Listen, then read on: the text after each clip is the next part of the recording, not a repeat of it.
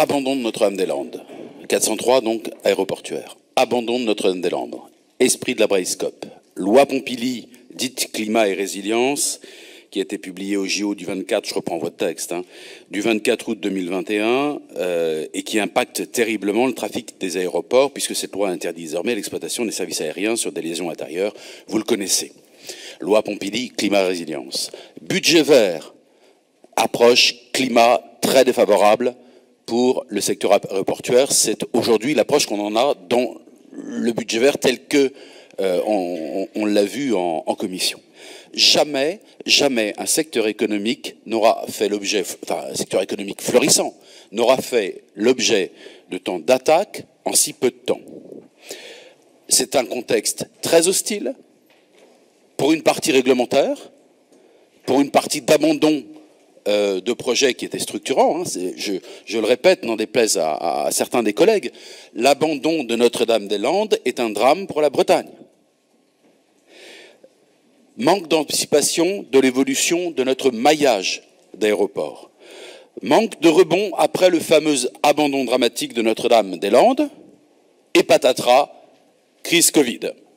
Cette année, par rapport à 2019, mettez moins 46% pour Rennes, moins 45% pour Quimper, moins 33% pour Brest. C'est dans votre texte.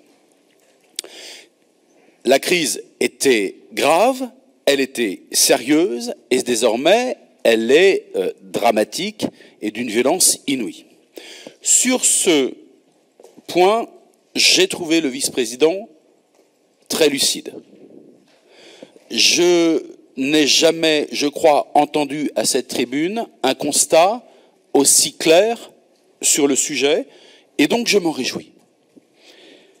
Alors, on commence à évoquer quelques projets d'évolution d'un certain nombre de sites. J'entends parler de plateformes énergétiques à préciser, j'entends parler de plateformes économiques à préciser, de plateformes de mobilité décarbonée, j'imagine que c'est le fameux avion électrique.